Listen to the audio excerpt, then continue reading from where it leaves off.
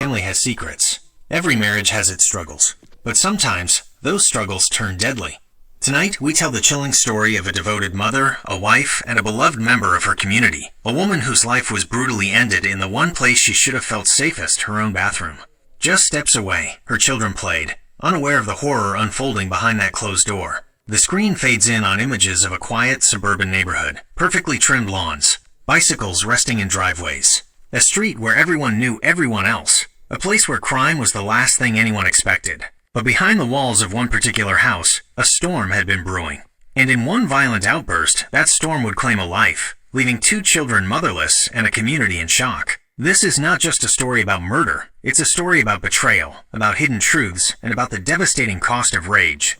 This is the story of a wife murdered in cold blood while her children sat just steps away. Cue opening theme. Dark, suspenseful strings with flashes of case file photos, blurred images of the crime scene, and local news reports. Before we can understand the crime, we need to understand the victim. To her friends and neighbors, she was the embodiment of kindness. To her children, she was warmth, laughter, and safety.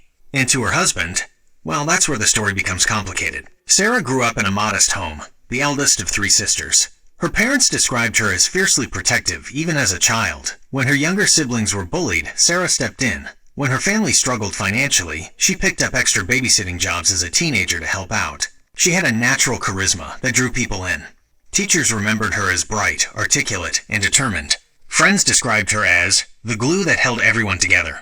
By her mid-20s, Sarah had built a career in early childhood education. She loved working with kids. Parents trusted her, colleagues admired her, and children adored her. One colleague would later testify in court. She had this light about her. You couldn't fake it. She genuinely loved people, and people loved her back. But more than her career, Sarah's dream was always to have a family of her own. It was at a friend's barbecue that Sarah first met Daniel Mitchell. Daniel was charming, quick with a joke, attentive, and ambitious. He worked in sales, a job that suited his outgoing personality. Friends who were there that day recall how Daniel seemed captivated by Sarah from the moment she walked in. He hovered near her all afternoon, making sure she had a drink in her hand, asking her questions, making her laugh. Within weeks, they were inseparable. Their relationship seemed like something out of a movie. Romantic dates, weekend getaways, handwritten notes slipped into lunch bags. Sarah's family adored Daniel. Her parents said he seemed respectful and hardworking. Her friends envied how attentive he was. 2 years later, Daniel proposed during a trip to the mountains. Sarah said yes without hesitation. At first, their marriage was everything Sarah had dreamed of. They bought a modest starter home in a safe neighborhood. Soon after, they welcomed their first child, a daughter. 2 years later, a son. Sarah threw herself into motherhood with the same passion she had for teaching. She kept scrapbooks, planned themed birthday parties, and filled the home with warmth. Neighbors often saw her outside with the kids, pushing them on swings, chalk drawings brightening the driveway. To the outside world, the Mitchells looked like the perfect family. But behind closed doors, there were cracks. Daniel's sales job was demanding. He was often on the road, gone for days at a time. And when he was home, Sarah confided to friends, he sometimes seemed distant, quick-tempered, easily irritated. Money became another source of strain. Daniel's income fluctuated, while Sarah's teaching salary remained steady but modest. Arguments about bills became more frequent. Sarah's friends would later testify that she often brushed off these problems with a smile. But privately, she admitted things weren't always as perfect as they seemed. To her children, though, Sarah was everything. She was the kind of mother who woke up early to pack lunches with handwritten notes inside. The kind of mother who stayed up late making costumes for school plays. The kind of mother who made every holiday magical, every milestone special. One neighbor remembered how Sarah turned their backyard into a miniature carnival for her daughter's 7th birthday. Games, balloons, homemade cupcakes. She went all out. That was just Sarah. She gave her kids the world, even when it meant putting herself last. Her children adored her. Their laughter filled the home. But in the months leading up to her death, those close to Sarah noticed something else. She seemed tired, worn down, her once bright smile a little dimmer. Sarah confided in her sister that the marriage wasn't what she thought it would be. Daniel's temper scared her at times. The financial pressure was relentless. And lately, she suspected he might be hiding something. She brushed off her suspicions, telling herself he was just stressed from work. She didn't want to believe her husband, the father of her children, could betray her. But as we'll soon see, Sarah's instincts were right. And her silence would cost her everything. Every relationship has its struggles. But in the Mitchell household, those struggles weren't just passing disagreements. They were patterns. Patterns of tension, silence, and conflict that would only grow darker with time. When Sarah married Daniel, she believed she was building a life rooted in love and stability. But as the years passed, the reality was much more complicated. Daniel worked in sales, a job that demanded long hours, travel, and constant pressure to perform. In the early years, Sarah admired his ambition. But that ambition came at a cost. He was often absent, sometimes emotionally, even when physically present. Sarah was left juggling the responsibilities of parenting, working, and managing the household.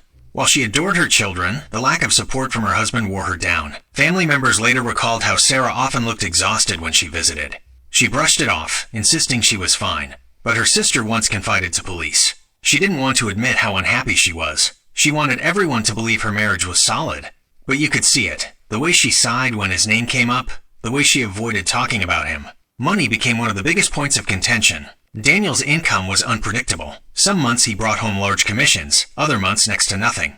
Sarah's teacher salary was consistent, but not nearly enough to cover the mortgage, bills, and child care on its own. Arguments about money became routine. Daniel accused Sarah of not understanding the pressure he was under. Sarah accused Daniel of being reckless with spending.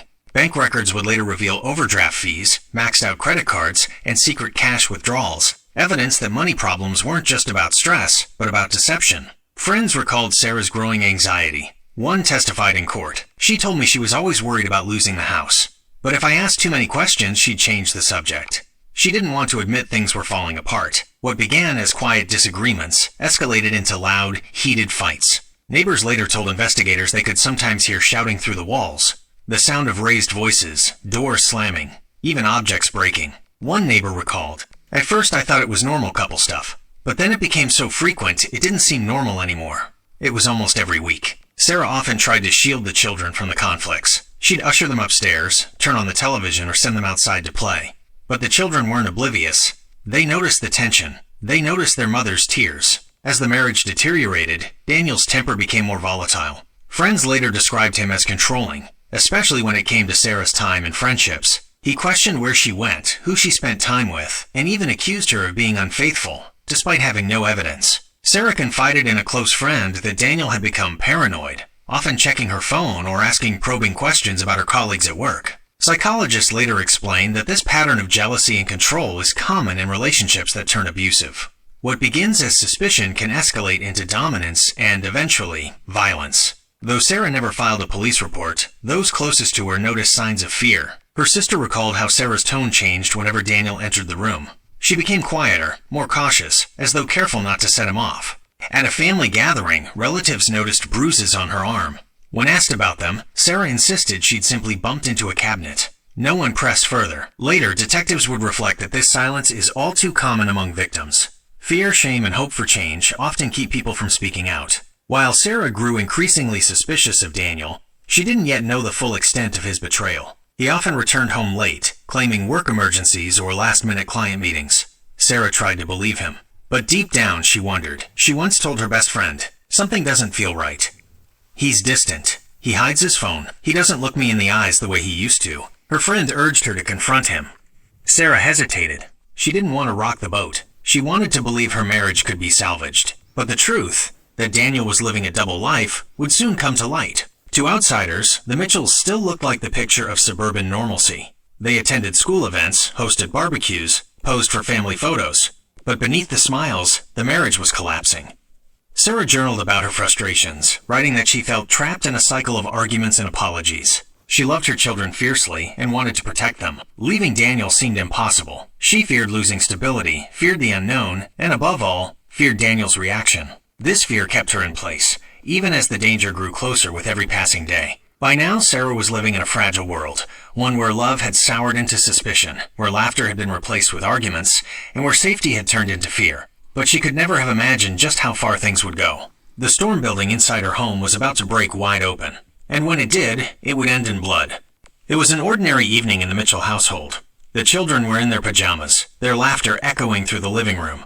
Dinner dishes had been cleared, the television played softly in the background, and Sarah retreated to the bathroom for a moment of quiet. But in just minutes, that peace would shatter forever. September 14th. A Friday night. The kind of night that should have been filled with routine and comfort. Instead, it would end in chaos, violence, and tragedy. The evening began like many others. Sarah cooked a simple dinner, pasta and salad. The children chatted about school. Daniel was unusually quiet, barely engaging in conversation. Sarah noticed but didn't press him. She was used to his moods, the way he shut down after a long day. Instead, she focused on the children, asking about their homework, laughing at their jokes. After dinner, Sarah ushered the kids into the living room to watch a cartoon before bed. She gathered laundry from the hallway and carried it toward the bathroom, planning to fold clothes while running a hot bath. To anyone looking in from the outside, it was a perfectly normal night.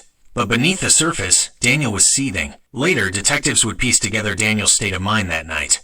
His phone records revealed heated messages exchanged earlier in the day, arguments with his mistress about money, promises he couldn't keep, threats that she would leave him. Financial pressures loomed large. His marriage was unraveling. His double life was crumbling. And in his twisted calculation, there was only one way to regain control: eliminate the one person standing in his way. The children, absorbed in their cartoon, barely noticed as their father paced the hallway. His footsteps echoed softly on the hardwood floor. He paused outside the bathroom door, listening. Inside, Sarah hummed faintly to herself as she folded towels, the water running in the tub.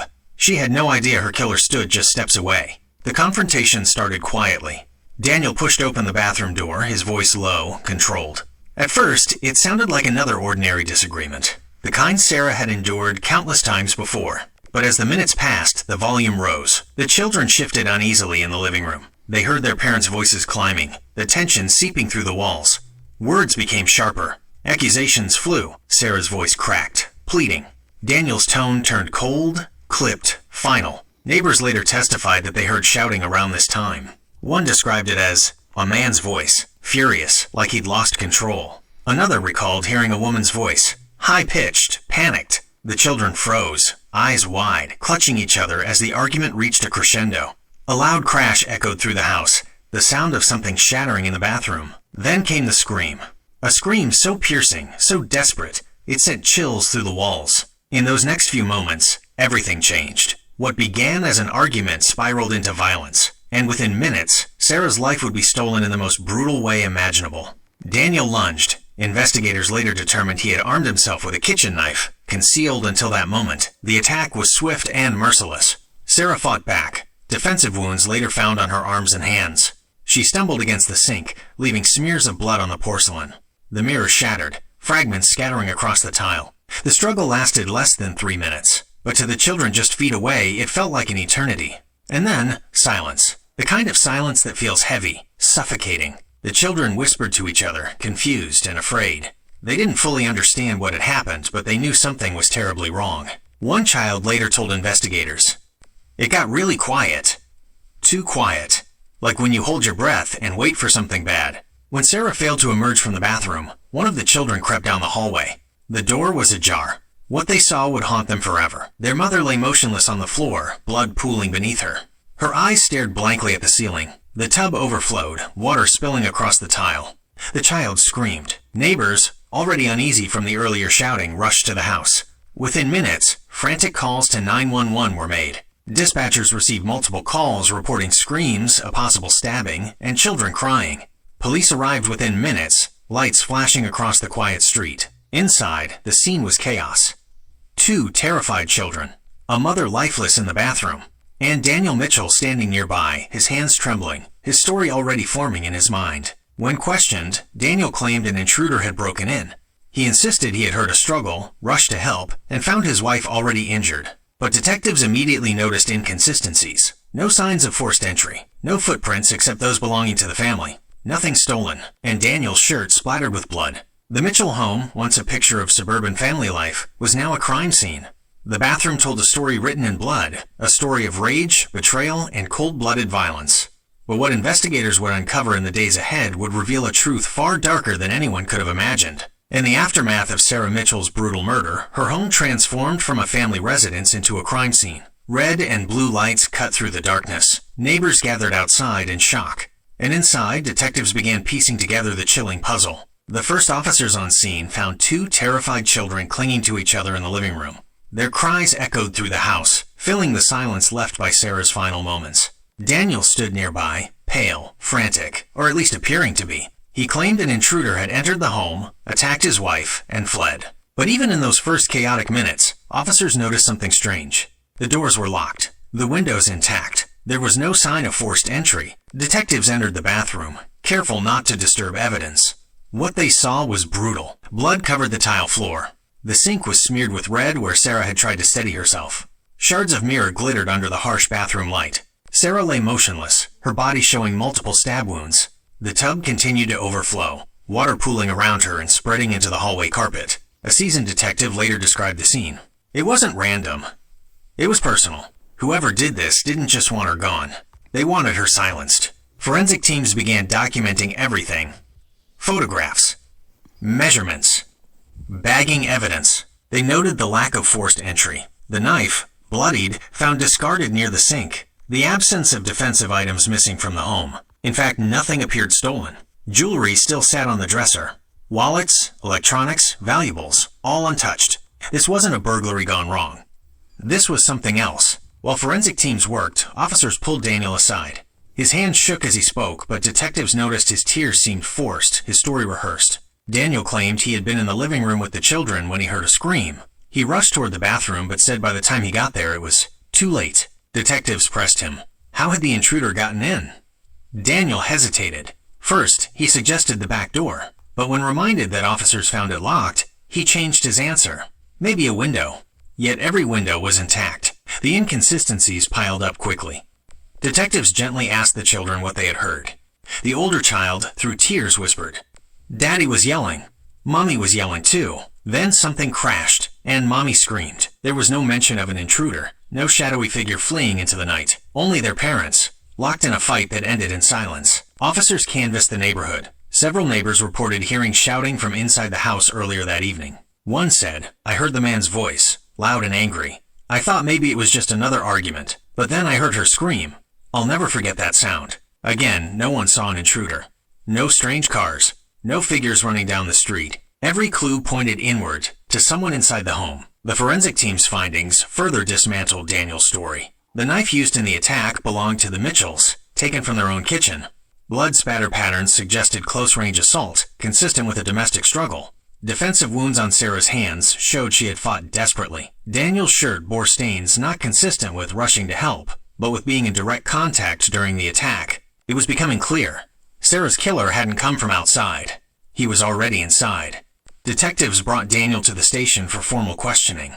His demeanor shifted, sometimes tearful, other times agitated, even angry when asked direct questions. He maintained the intruder story, but his account of the timeline wavered. First, he said he was in the kitchen, then in the living room, then walking down the hall. The inconsistencies grew glaring. Detectives, seasoned in reading suspects, began to see through the performance. Investigators dug deeper into Daniel's life. Within hours, financial troubles surfaced. Debt collectors, overdue mortgage payments, arguments about money, and then whispers of something more. Rumors of an affair. Colleagues hinted that Daniel had been spending time with a woman from work. Phone records, seized quickly, showed late-night calls, frequent texts, and meetings that didn't line up with his work schedule. The picture of a grieving husband was quickly being replaced by that of a man with motive. In just a few hours, detectives had unraveled the story Daniel Mitchell desperately tried to sell. There was no intruder, no robbery, no mysterious stranger. There was only a wife, brutally murdered in her own bathroom, and a husband whose lies were beginning to crumble. But this was just the beginning. Because the deeper investigators dug, the more sinister the truth became. What really drove a husband to turn on his wife? What secrets had been festering beneath the surface? And how would investigators finally break through his web of lies? The answers would shock everyone. In the immediate hours after Sarah Mitchell's murder, police explored every possible lead. Could it have been a burglary gone wrong? A random act of violence? A stranger who slipped inside unnoticed? But one by one, those possibilities were eliminated. All signs pointed back to the man who claimed to be a grieving husband, Daniel Mitchell. While the community processed the horror, detectives turned their full attention to him. The officers who first encountered Daniel described him as, quote, emotional but oddly performative. He sobbed loudly, wiped his eyes, and repeated how much he loved his wife. But when asked direct questions, his demeanor shifted. He became defensive, even angry, snapping at detectives as if they were inconveniencing him. One detective later recalled, "It felt like he was playing a part, like he thought he knew how a grieving husband was supposed to act. But it didn't feel genuine." At the station, Daniel sat across from two seasoned detectives. The walls were bare, the clock ticked loudly, and a camera recorded every twitch, every pause, every word. They began with simple questions. Where had he been that evening? What had he heard? How had he reacted when he discovered Sarah? Daniel's answers shifted with each retelling. First, he said he'd been in the kitchen. Then he said he was watching TV with the kids. Later, he claimed he'd been walking down the hall. Detectives exchanged glances. The inconsistencies were piling up. Trained to read nonverbal cues, investigators paid close attention to Daniel's body language. When asked about the supposed intruder, he leaned forward, gesturing wildly, almost rehearsed. When asked about his wife, he leaned back, arms crossed, eyes darting to the floor. One detective later explained, he showed more energy when talking about an imaginary intruder than when talking about Sarah. That told us everything. The physical evidence quickly dismantled Daniel's story. The knife came from their own kitchen, not something an intruder would likely use. No signs of forced entry. Every lock intact. Blood spatter patterns showed Daniel had been in close proximity during the attack. His shirt bore stains consistent with forward cast-off, blood projected from the weapon, not from kneeling beside a wounded spouse. Daniel tried to explain the stains by saying he had cradled Sarah after discovering her, but forensic experts knew better. The pattern didn't match. Detectives revisited neighbors, gathering accounts of what they'd heard. Several reported shouting between Sarah and Daniel shortly before the attack. One neighbor swore she heard a man's voice yelling, followed by a crash, then a woman's scream. None reported seeing anyone enter or leave the home. No dark figure fleeing into the night. Only the sounds of a marital fight turned deadly. Perhaps the most damning were the words of the children. When gently asked what they'd seen and heard, the older child whispered, "Daddy was yelling. Mommy was yelling too." Then it got really loud, then quiet. Though too young to grasp the full horror, their testimony aligned with the physical evidence. It was a domestic conflict, not a random attack. Detectives consulted behavioral experts who reviewed Daniel's actions and history. He fit a profile seen before in domestic homicide cases. A man under financial pressure, juggling a double life with a history of controlling behavior. When confronted with the collapse of his carefully managed world, he lashed out in violence. Back in the interrogation room, detectives confronted Daniel with the contradictions. "Detective, your story doesn't add up, Daniel. There's no intruder. There's no forced entry. The knife was yours. The blood on your shirt tells a different story. So tell us, what really happened in that bathroom?" Daniel shifted uncomfortably. His hands fidgeted. He avoided eye contact. But instead of confessing, he doubled down. He insisted someone must have slipped in unnoticed. Maybe through a window. Maybe through the back door. Detectives reminded him, everything was locked. Everything intact. Still, he clung to the lie. Meanwhile, word spread quickly through the neighborhood. Sarah's friends and co-workers were devastated, but not entirely shocked when they heard Daniel was under suspicion. Many had sensed trouble in the marriage, even if Sarah rarely spoke about it openly. One colleague said, "We all knew she was tired. We all knew something was wrong at home, but none of us thought it would end like this." By now, detectives had two crucial elements of a case, opportunity and evidence. But they still needed motive. Why would Daniel kill his wife? That answer came quickly once investigators began pulling phone records and financial documents. They discovered late-night calls, unusual transactions, and text messages that hinted at a secret life. A life Sarah had only begun to suspect. Daniel Mitchell had painted himself as a grieving husband, a man shattered by tragedy. But under the microscope of investigation, the truth was emerging. He was no victim.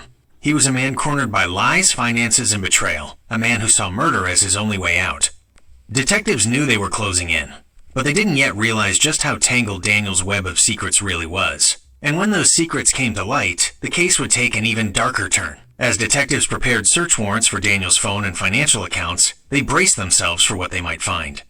The physical evidence pointed to Daniel. The children's testimony pointed to Daniel.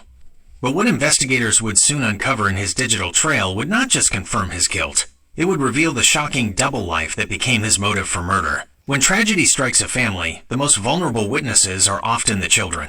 Too young to fully understand, yet too close to ignore. In the Mitchell case, two small voices held the power to unravel their father's story, voices that carried the weight of truth. The Mitchell children were just steps away from the bathroom when Sarah was murdered. They didn't see every detail, but what they heard painted a picture no detective could dismiss. Immediately after the crime, Child Services placed the children in temporary protective custody with relatives. Detectives knew they couldn't rush into questioning. Trauma at such a young age required patience, care, and specialized methods. Forensic interviewers, experts trained to gently guide children through recalling events, were called in. These sessions would be crucial. Inside a softly lit interview room decorated with toys, the older child sat nervously at a small table. Across from them sat a child psychologist, voice calm and steady. The session began with easy questions about school, favorite games, friends. Slowly, the conversation shifted. Interviewer: "Can you tell me about the night Mommy got hurt?" The child's eyes filled with tears. They nodded, hesitated, then whispered, "Daddy was yelling. Mommy was yelling too. Then I heard something break. Then Mommy screamed." The younger child, interviewed separately, gave a similar account. They described loud voices, shouting, and a crash. Then silence. Though their words were simple, they aligned perfectly with what neighbors had reported: a heated argument followed by violence. Neither child mentioned a stranger. Neither described anyone running from the house. Their story matched the physical evidence. This wasn't an intruder. Children often notice details adults overlook. In this case, one child recalled something chilling. Daddy had something shiny in his hand. Mommy was crying. Then she screamed. Investigators believe this referred to the knife, a crucial detail placing Daniel directly in the act. They were too young to grasp the full meaning of their words, but to investigators, those innocent statements cut through the lies. Out of the mouths of babes came the confirmation. Daniel Mitchell was not a bystander. He was the killer. The testimony of children is always handled with extreme care in court. Judges weigh it carefully, mindful of suggestibility. But here, the children's accounts were consistent, uncoached, and backed by forensic evidence. For seasoned detectives, hearing the children describe their father's violence was devastating.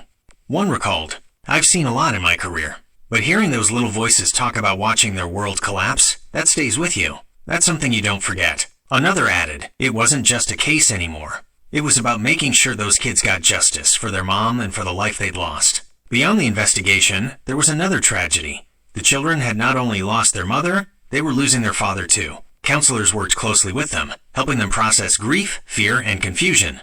But the truth weighed heavy. Every bedtime, every dream, they relived that night. The sound of shouting, the crash, the scream, the silence. Prosecutors later explained that without the children's testimony, Daniel might have had more room to argue his intruder story.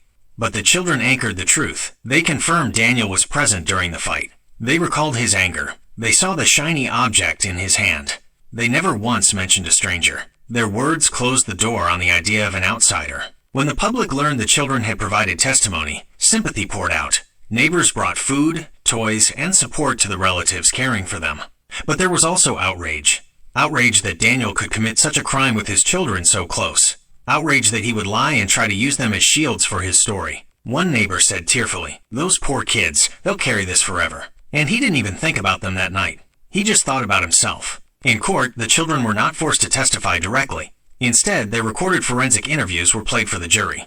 The room fell silent as their small voices echoed, describing what they'd heard and seen. Jurors later admitted those moments left the deepest impact. One said, "You can argue about forensics. You can debate timelines. But when you hear children describe their own father killing their mother, that stays with you. That's truth you can't ignore." The Mitchell children never took the witness stand. They didn't have to. Their silent testimony, their recorded words, their innocent recollections, carried more weight than any argument the defense could muster.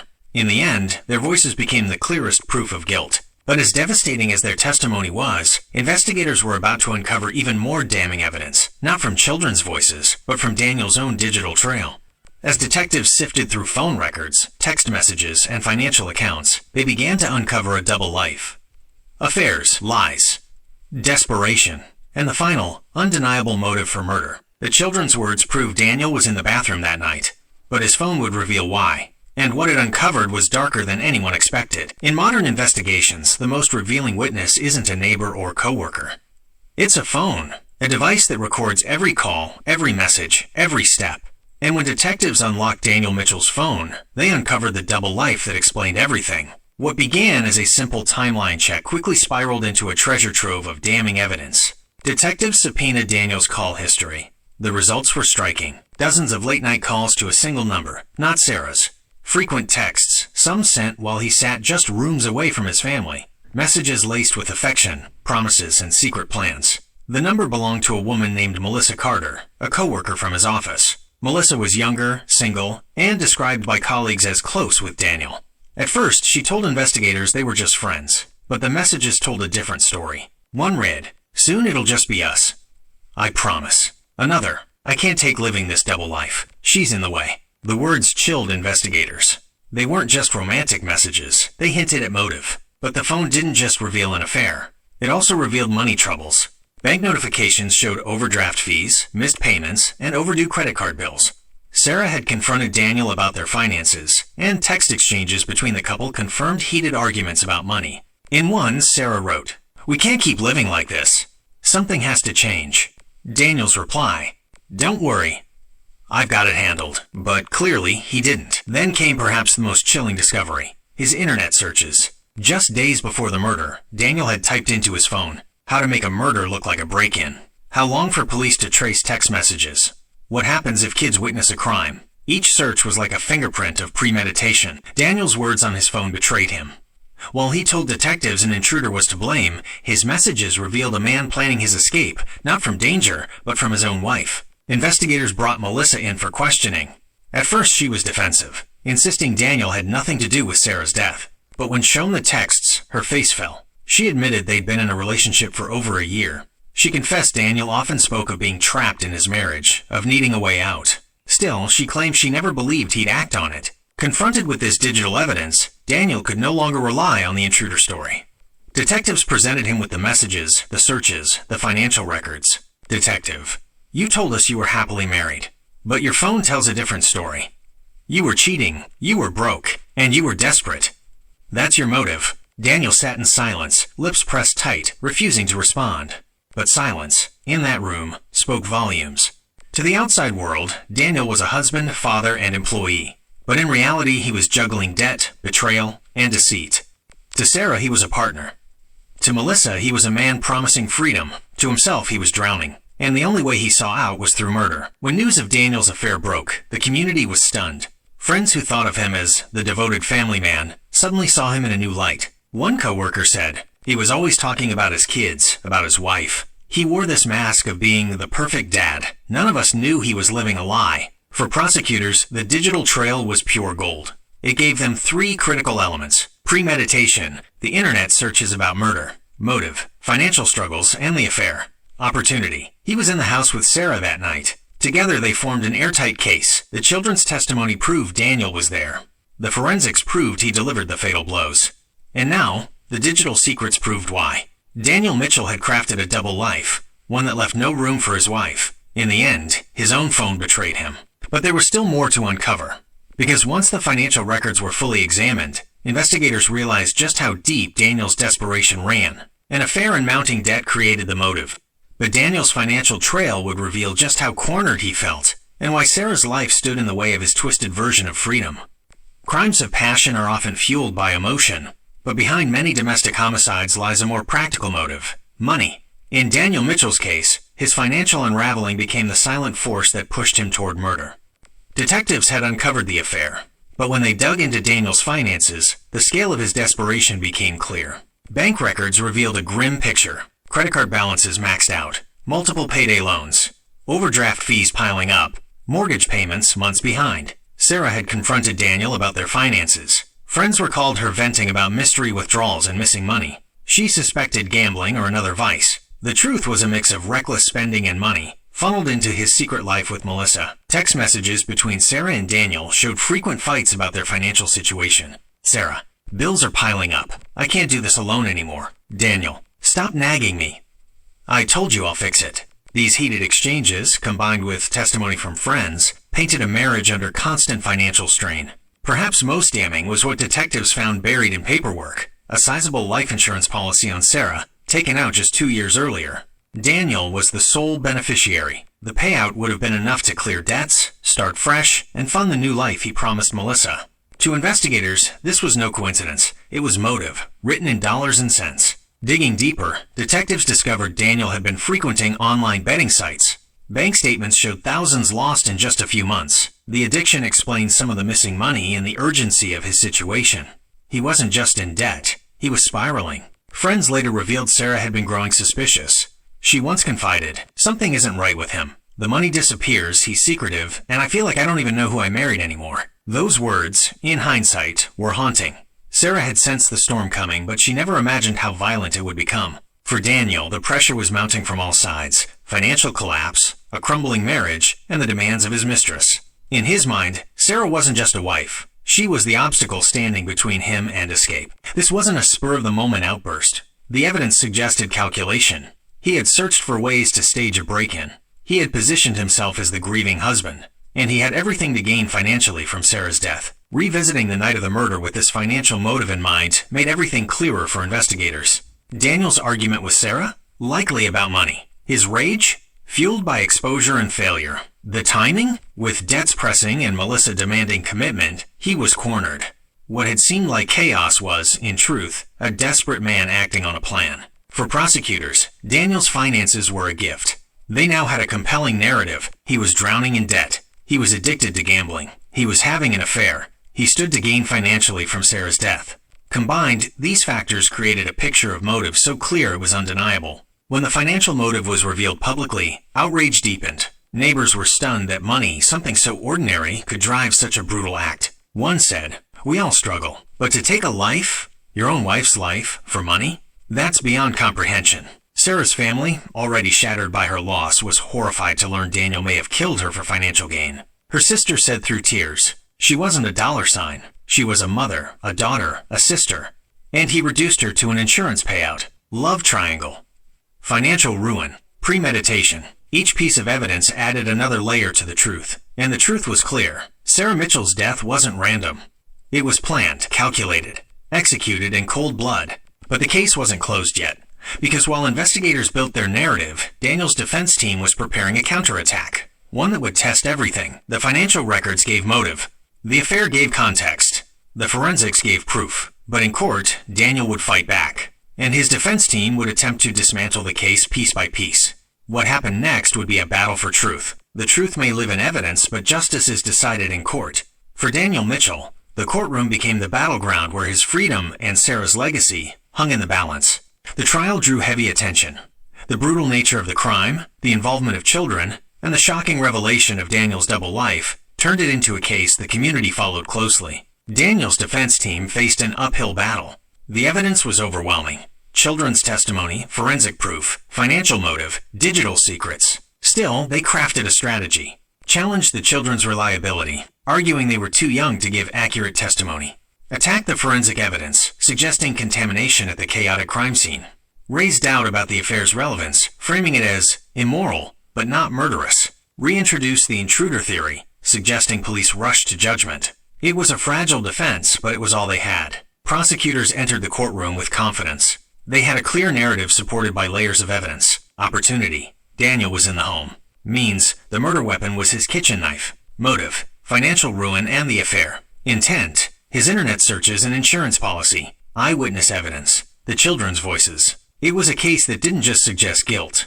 It screamed it. The defense painted Daniel as a man wrongly accused, a victim of circumstance and poor police work. They urged the jury not to be swayed by emotion.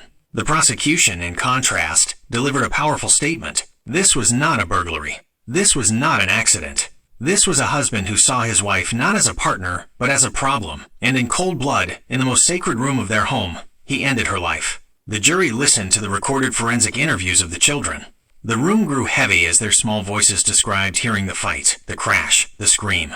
Jurors later admitted those recordings were some of the most powerful evidence in the entire trial. One said, "You can't unhear those voices. You can't ignore their truth." Prosecutors brought in forensic experts who broke down the blood spatter patterns, the knife evidence, and the impossibility of Daniel's "I cradled her" story. One expert explained, the stains on his shirt were consistent with cast-off, blood flying from the weapon, not from comforting a victim. The defense attempted to challenge the analysis, but the science was clear. Then came the prosecution's hammer blow, Daniel's digital secrets. The incriminating searches about staging break-ins. The text messages promising Melissa a future. The insurance policy paperwork. Piece by piece, they painted a picture of a man planning his escape at his wife's expense. The defense tried to argue the searches were curiosity and the affair irrelevant. But the jury wasn't buying it. In a bold move, the defense briefly entertained the idea of calling Daniel to testify. But after reviewing the risks, they pulled back. Why? Because his story was too inconsistent. Cross-examination would have torn him apart. Instead, they leaned heavily on reasonable doubt. But with so much stacked against him, doubt was a thin thread. The prosecution's closing was searing. Sarah Mitchell was a mother, a sister, a friend. She deserved love and safety in her own home. Instead, she was betrayed by the man she trusted most. Do not let his lies erase her truth. Do not let his double life excuse his crime. Deliver justice for Sarah and for the children who will grow up without her. The words resonated deeply. The defense clung to their intruder theory in closing, urging jurors to imagine the possibility of someone else. But after weeks of evidence, it rang hollow. Jurors deliberated for less than a day. The weight of the children's testimony, combined with the forensic and digital evidence, left little room for doubt. One juror later recalled, "We walked in thinking we'd debate, but by the first hour, it was unanimous in our hearts. By the afternoon, it was unanimous on paper." The defense fought to sow doubt. The prosecution fought to reveal truth. And in the end, the jury's decision would not only seal Daniel's fate, it would speak for Sarah, whose voice had been silenced forever. The verdict was ready. After weeks of testimony, after lies and revelations, the moment of truth had arrived. The jury filed back into the courtroom, and the world waited to hear the words that would determine Daniel Mitchell's future. After weeks of testimony, after lies unraveled and motives exposed, 12 jurors carried the weight of justice in their hands. For Sarah's family, the wait for the verdict was unbearable. For Daniel Mitchell, it was the last sliver of hope. Inside the courthouse, the atmosphere was electric, yet suffocating. Every cough, every shuffle of paper echoed. The bailiff announced the jury had reached a verdict. Sarah's family clasped hands tightly. Some closed their eyes. The children were kept away from the courtroom, spared the trauma, but their future hung on the outcome. Daniel sat stiffly at the defense table, his face pale, his lips pressed tight. For the first time in weeks, he looked truly afraid. The judge asked the jury foreperson to rise. Foreperson, steady but weighted. We, the jury, find the defendant, Daniel Mitchell, guilty of murder in the first degree. A collective gasp rippled through the room. Sarah's family broke down in tears, sobbing quietly as the weight of justice finally landed. Daniel closed his eyes and slumped back in his chair, the mask gone. Sarah's mother wept openly, whispering, "Justice for Sarah." Her sister clutched a photograph of Sarah, holding it tightly against her chest.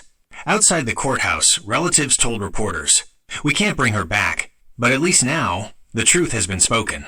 Daniel will pay for what he did." Daniel remained expressionless as the verdict was read, but when the judge ordered him remanded, he snapped at his attorneys, insisting, quote, "This isn't over." But it was.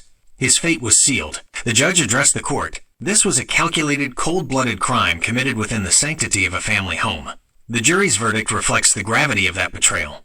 Sentencing will follow. Her voice carried not just authority, but the weight of the community's outrage. News outlets swarmed the courthouse steps. The case had shaken the neighborhood, a reminder that evil can hide behind a friendly smile, a white picket fence, a family man's facade. One neighbor told cameras, "We all wanted to believe in him. We thought he was a good husband, a good father. Turns out, it was all a lie." Though shielded from the trial, the verdict marked the beginning of a painful new chapter for the children. They had lost their mother to violence and their father to prison, all in one night. Their care was transferred to Sarah's family, who vowed to raise them with honesty and love. One family member said, "They'll know the truth, but they'll also know who Sarah really was. Kind, strong, loving. That's what we'll carry forward." The case left lasting marks. It highlighted the dangers of domestic violence hidden behind closed doors. It showed how financial stress and secrecy can spiral into tragedy. And it demonstrated the power of forensic science and digital evidence in exposing lies. The lead detective reflected, "What struck me most wasn't just the brutality, it was how preventable it was. There were signs. The money, the affair, the arguments. But no one imagined it would end like this." Another investigator added, "The children's courage gave us the truth. Without them, justice might never have come." Domestic violence often hides in plain sight. Sarah's story is not just a tragedy, it's a warning. A reminder to listen to the signs, to speak up, to protect those in danger before it's too late. Sarah Mitchell's life was cut short by betrayal, but her story lives on in the voices of her children, in the determination of her family, and in the justice that finally spoke her name. She was more than a victim. She was a mother, a daughter, a sister, and she will never be forgotten. Justice was served, but justice cannot erase grief. It can only remind us that truth matters, that lives matter, and that even in the darkest of crimes, voices will rise for the silenced.